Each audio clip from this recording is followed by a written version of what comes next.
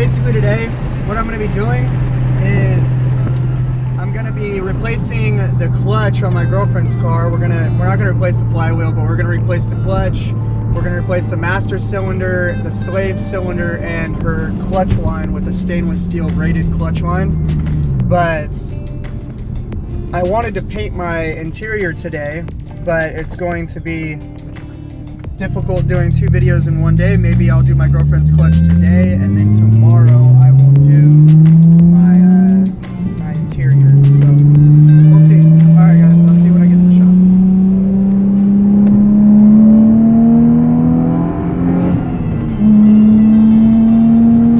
shop. All right, guys. So I'm back here at the shop right now. What I'm going to do is I'm going to take apart the center console. Well, not the center console, but the center of the dash, and going to be repainting it. So first thing I'm going to have to do is start taking it apart. So I got a Phillips head screwdriver and a flathead, just in case. I don't know if I'm going to need the flathead screwdriver, but here we go.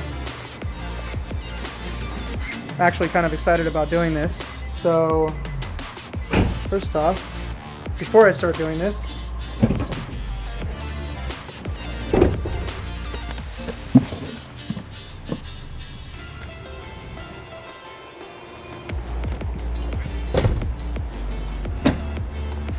let's open this up and see what condition it's in. I bought it off eBay. The guy took about 2 weeks to send it to me when he said it was expedited shipping, so let's see how this goes.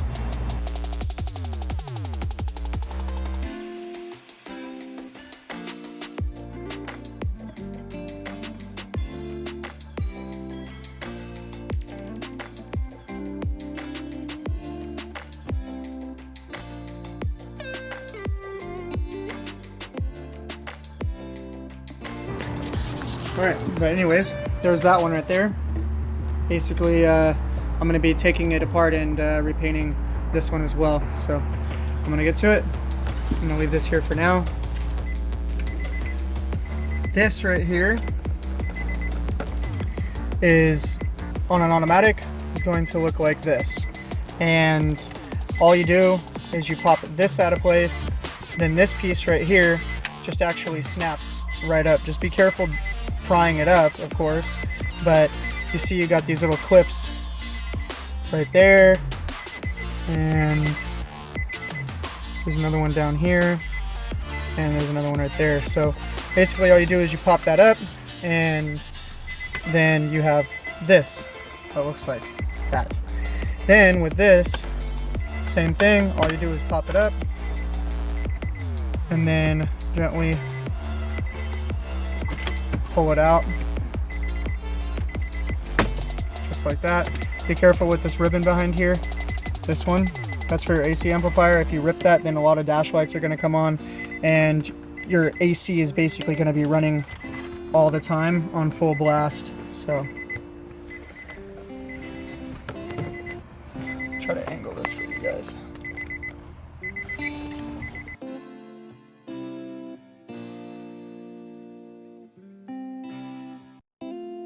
So then you have 4 screws, 4 Phillips head screws right back here.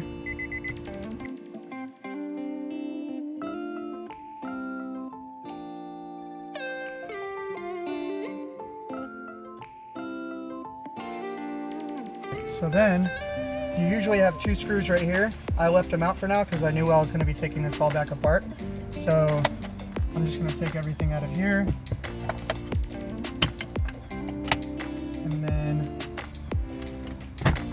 This pops forward. If you have an OEM stereo in here, you're just going to pop this up right here, and then there's 2 spots right here where you have these little clips. Just be careful with them. And you would have a screw back there. I don't have one because I have an aftermarket radio, and I just decided not to put those 2 screws back in because I had clearance issues with the back of the radio to the chassis of the car, I guess you would say, or the air box that's behind here. So that's the reason why I didn't put those back in. So I'm just going to throw that clip back in.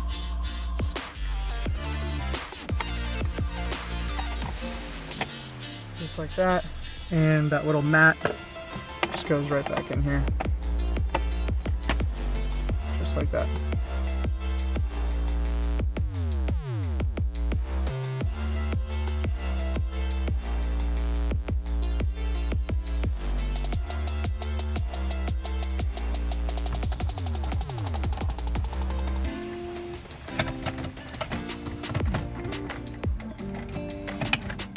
And then there's a clip at the top up here that pops out, and then you basically have right on the top, here I'll show you guys over here.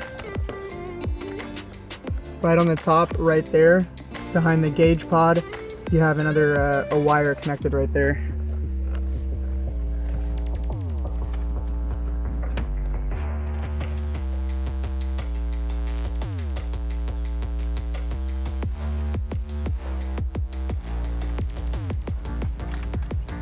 Now everything goes. Now I can show you the rest now that we have pretty much everything apart that I'm going to be painting. Alright, now I'm going to take apart the, I'm going to take the radio and the radio brackets off of this right here. So you got 2 screws here and 2 screws on the other side. And sometimes I guess you have 2 screws right here. I've seen it before, but I never had it on any of my cars. So there's 2 down there on some models, I guess. But I am going to be taking, I don't know if I'm actually going to take the door off, but I am going to be taking the gauge pod out. So that's another 2 screws up here. And so I'm just going to get to it.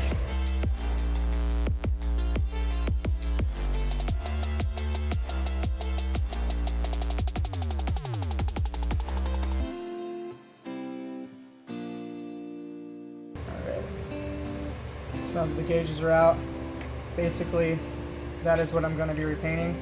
I'm going to try to cover this button in a way, but I don't know how this door comes apart, so we'll see how that works out.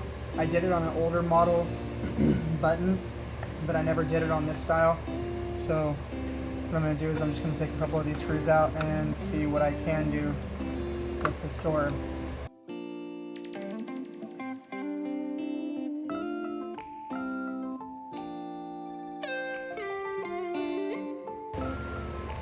So actually what I'm going to do is I'm going to close this and I'm going to take this cubby actually off of this door.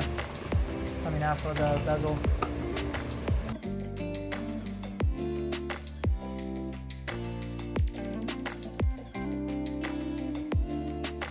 There's a screw right here, hidden back here, and there's a screw right here if you want to go through this whole process. I'm going to go find a smaller screwdriver and see if I can get those out.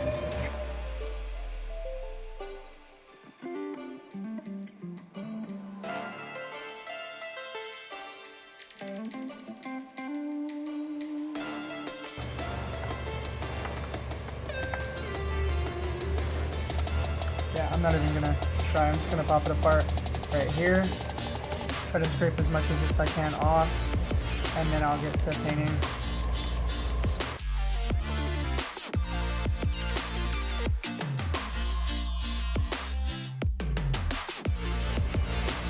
Actually, on here, if you can see, there's a screw right there, and there's a screw right here on the other side that I actually might be able to get to take the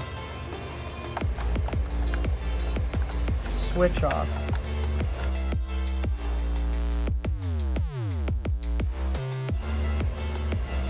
There's the second screw. Let's see if I can get this button off.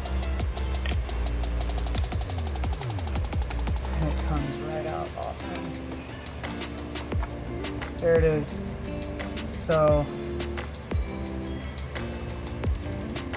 alright, that's simple enough actually. So what I'm going to do is I'm going to clean this switch up, and then I'm going to prep everything else to be painted. So this door is not going to close, I don't think. Actually, yeah, it will.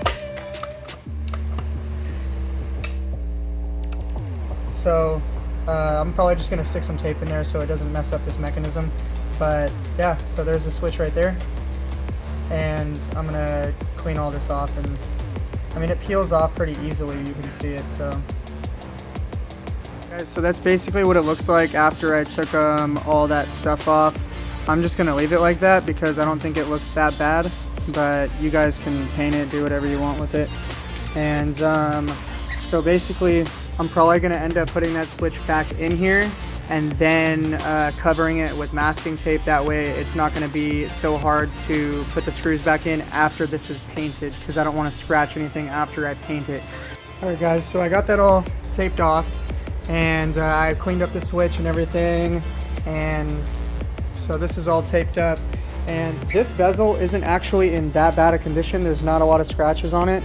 I'm gonna be repainting it anyways, because if I repaint the door, then it's not gonna match this. So if your bezel looks like this and your door isn't really messed up, like if you only had like a small line right here, I wouldn't even go through all the trouble of doing all this. But the next thing I'm gonna do is I'm gonna pop these little silver trim pieces out, and I'm just gonna glue them back in after I'm done. This is what I use to prep these pieces, and it's just 99.9% alcohol. It's supposed to be like an electronics cleaner. I just wanted to note something. Your temperature control screws on, but don't forget about these tabs. They do break really easily, and I just broke this one over here. So yeah, don't forget about those. I'm taking this apart right now so I can repaint this to black like everything else. Oh, and this is the paint that I'm using, and I got it at a paint shop. I don't know if you can get it at like AutoZone or something. I'm also using a tack rack. So that's like a tack cloth. It just gets all the lint and dirt off after you're done wiping it down with alcohol. It takes all the little pieces of lint from the towel or whatever you used to so it gets it all off, so when you paint it, it doesn't leave little imperfections.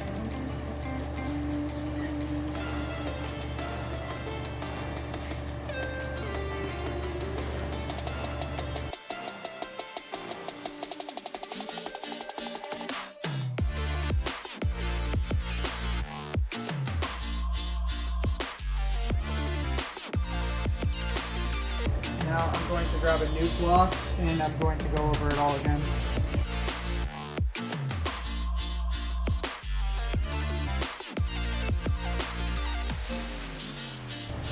Alright, so I'm going to let that dry up a little bit, and I'll show you guys what I'm talking about why I'm going to use this tack cloth. As you can see right here, there's still little pieces, like little fibers on it. So what I'm going to do is I'm just going to take the tack cloth and I'm going to wipe that down.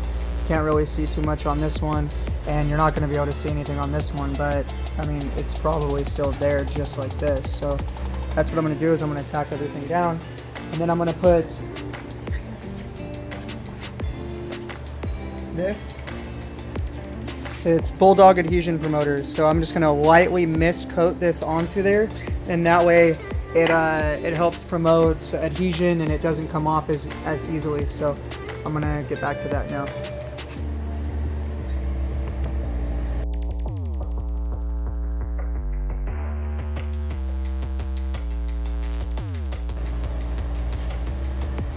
And I always just follow the instructions on the back of the bottle. It's just what I think you should do. I shake it for the amount of time that they tell you to, and I follow like every other instruction pretty down to the T.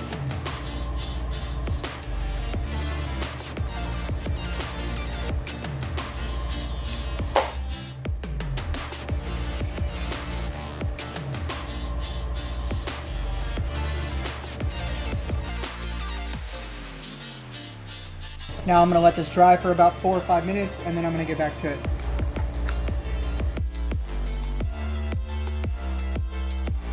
And one of the things you don't want to do is when you're done like spraying this and you're waiting, you don't want to kick up too much dust around it, because you don't want any dust to fall on it and fuck up your, after you've taken so much time to prep everything and do everything the right way, you don't want a big piece of dust to just land on it and fuck your whole paint job up. I'm going to let that dry for another 5 to 10 minutes, and then I'll be back. Alright, so this is my third and final coat of the adhesion promoter. I usually do like 3 mist coats before I put on any paint, so that way it just helps, stick. But especially since you use Armor All and other things like that, I'm just going to go over it one more time.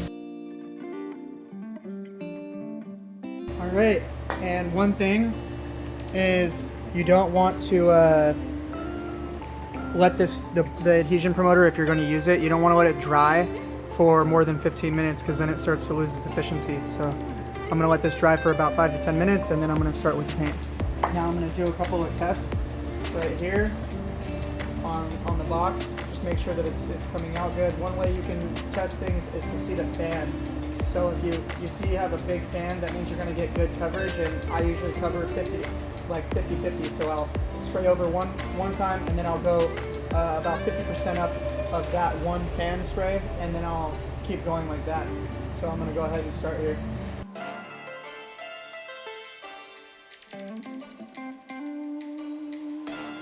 Alright, so that's the first coat, and you can see already it's starting to look a lot better than it did before. So it's already starting to hide a lot of the scratches. You're not going to hide everything, because when these get scratched, it's more like a rubber material, so when it scratches it leaves a little bit of a groove. But so far that first coat is looking pretty good.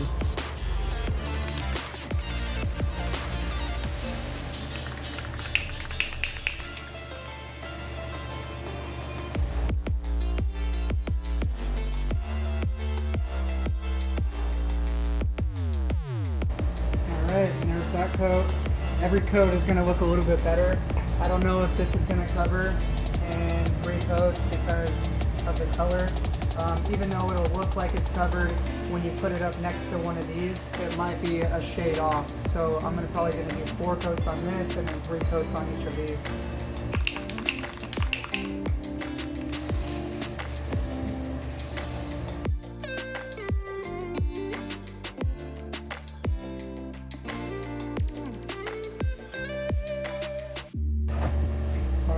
Now it looks like it's going to be good enough for these.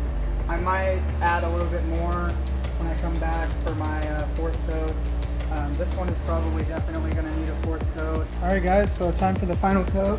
Hopefully this covers the ship bezel pretty well, but I'm going to do one more coat and that should be it.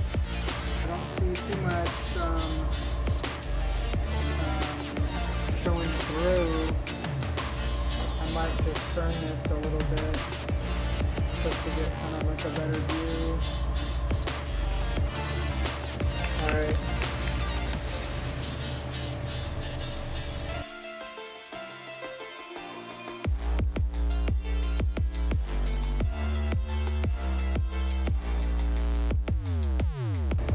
Alright, that looks pretty good. I'll grab this camera real quick and show you guys.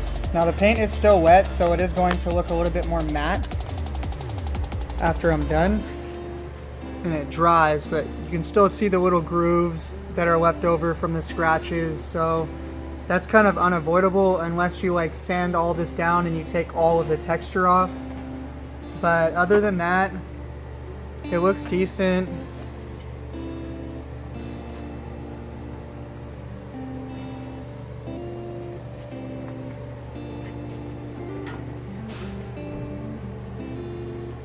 And I'll be back when this dries and I'll let you guys see what it looks like.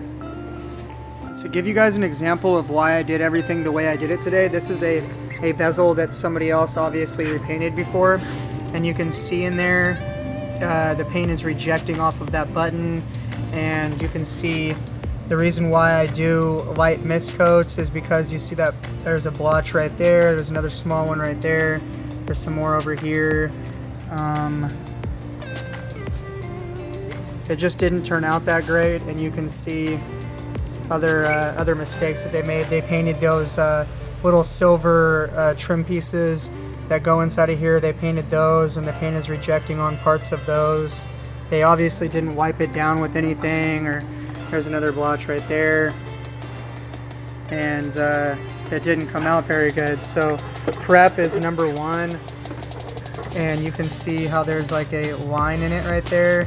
The button came out like shit. I mean, you can probably still peel that off, like, but some people don't take their time and it doesn't come out as good. So I mean, it looks better than it would scratched, I guess, but still you've got mess ups, and now you're not going to be able to take those out. And if you sand this all down, you're going to get rid of the texture, so now it's not going to look OEM anymore.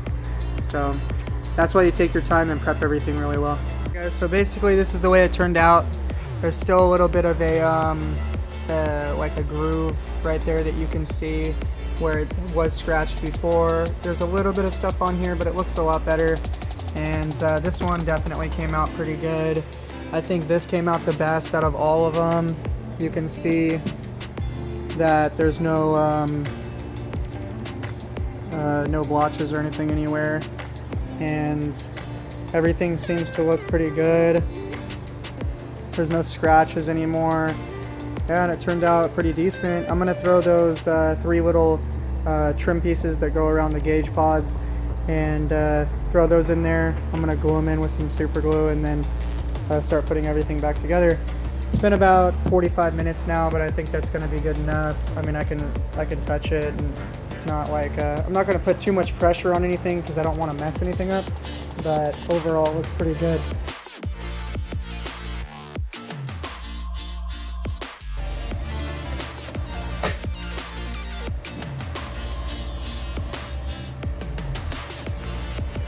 And that's the way the button looks now. It looks a lot better than trying to lay paint on it. So.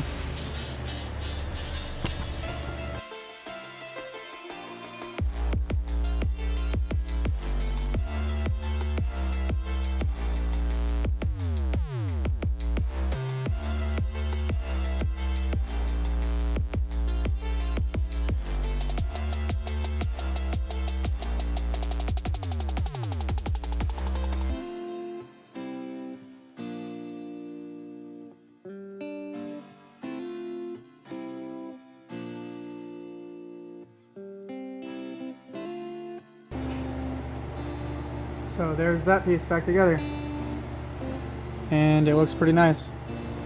There's no runs. Looks pretty good. I actually wish it was a little bit more matte, but it is what it is. So.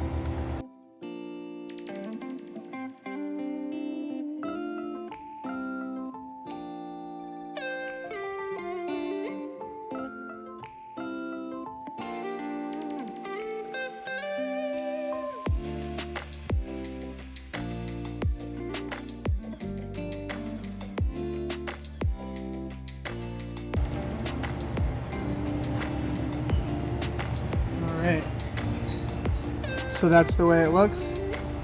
Back to normal. And after I put the gauges in, I'm actually not going to glue them. I'm just going to throw the gauges in, and then the gauges should hold the those trim pieces in place.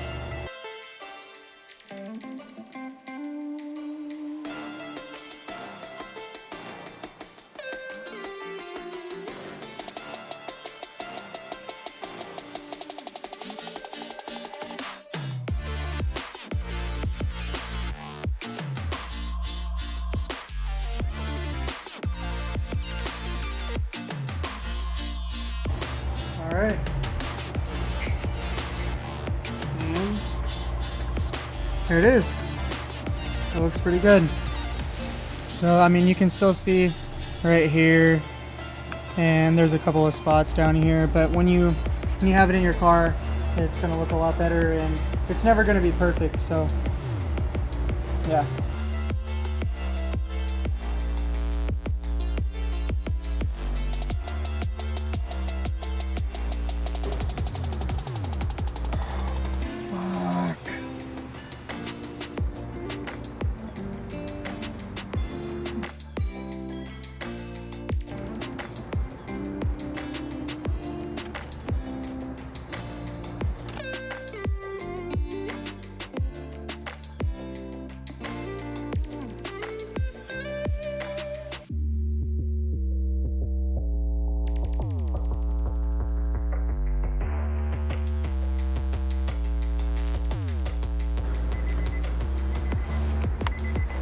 Alright guys, so basically there's a little spot that I accidentally hit it against my shift knob, but it looks a lot better. The entire bezel looks pretty nice, and up here especially, I mean, it looks pretty OEM, and I think I'm going to touch up that little spot. I might just take